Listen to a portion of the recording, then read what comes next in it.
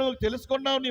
నీ గమ్యాన్ని వెళ్ళేటప్పుడు మరొక కార్యం ఏది చేయవు. నువ్వు గమ్యం వెళ్ళేంత వరకు కూడా చాలా జాగ్రత్తగా వెళ్తావు. ఆమేన్. దేవుని స్తోత్రం కలుగును గాక. హల్లెలూయా. నీ గమ్యం ఏంటో నీకు అర్థమైందా? ఇప్పుడు నువ్వు ఎందుకు రక్షణ పొందావో, ఎందుకు ప్రభువుని తెలుసుకున్నావో నీకు అర్థమైందా? ఇప్పుడు నువ్వు ఎవరి వైపు చూస్తున్నావు? ఇప్పుడు దేవుని వైపు చూస్తూ ఉన్నావు.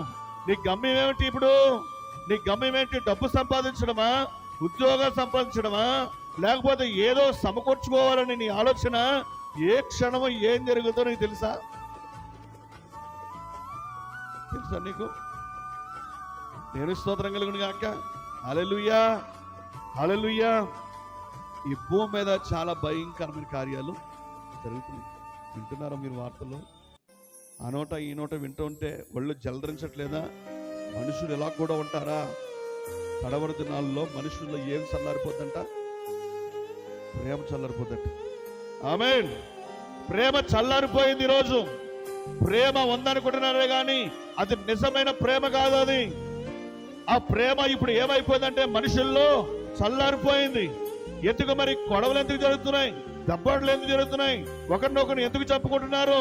అంత భయంకరంగా మూర్ఖులుగా ఎందుకు మారిపోయారు అంటే మనుషుల మధ్యలో ఏం పోయింది? ఇప్పుడు ప్రేమ లేదు. అసలు ప్రేమ లేకపోవడం వల్ల ఇవన్నీ జరుగుతున్నాయి. ఈ గొడవలన్నిటికీ కారణం ఏంటో తెలుసా? చూడండి, ఇస్రాయేల్ మీద ఒక బాంబు వేస్తున్నారు, గాజా మీద ఒక బాంబు వేస్తున్నారు, రష్యా మీద ఒక బాంబు వేస్తున్నారు. ఈ బాంబులన్నీ వేసుకోవడం కారణం, ఈ బాంబులన్నీ వేయడానికి కారణం ఏంటంటే వాళ్ళ మధ్యలో ఏం లేదు. ఇప్పుడు ప్రేమ లేదు. ప్రేమ లేకపోవడం వల్లనే గాజా అనే దేశంలో, సుడాన్ అనే దేశంలో ఈ రోజున పిల్లలు ఆకలితో చావులు చేస్తున్నారు. వాళ్ళు ఆ భయంకరమైన బాంబులు వేశారు. ఇళ్ళన్నీ కూలిపోయినాయి, తల్లిదండ్రులు చచ్చిపోయారు, పిల్లలు మిగిలిపోయారు. పిల్లలు చూస్తే ఏం చేయాలో అర్థం కాని పరిస్థితులు అయిపోయారు. అనాథులుగా మారిపోయారు. వస్త్రాలు లేవు, తినడానికి తిండి లేదు, నీళ్ళు తాగితే నీళ్ళు లేవు. ఇక దేవుడికి అన్ని సమృద్ధి ఇచ్చాడు దేవుడు. నువ్వు ఎంత దేవుడిని మహిమపరచాలా? ఎంత దేవుడికి చేసినా కానీ సమయం ఏంటో నీకు అర్థం కావట్లే. దేవుని సన్నిధిలో ఎప్పుడు రావాలో, ఏ క్షణం రావాలో, ఈ దేవుని సన్నిధిలో ఎలా రావాలో క్రమమే తెలియట్లేదు నీకు. ఇంకా అంటే ఆ సమయం వచ్చిన తర్వాత అర్థమవుతా? ఆ రోజు పరిగెట్టుకుంటూ వచ్చి అయ్యో దేవుడా ఇలా అయిపోయినా ఏడిస్తే రోజు రావాలనా? ఆ రోజు రాకముందే నువ్వు సరి అయిపోవడం మంచిది. ఆమేన్. దేవుని స్తోత్రం కలుగును గాక. భయంకరమైన దాడులు జరుగుతూ ఉన్నాయి, భయంకరమైన యుద్ధాలు జరుగుతూ ఉన్నాయి, బాంబులు వేసుకుంటున్నారు, ఒకరినొకరు చంపుకుంటున్నారు. ఓ భయంకరంగా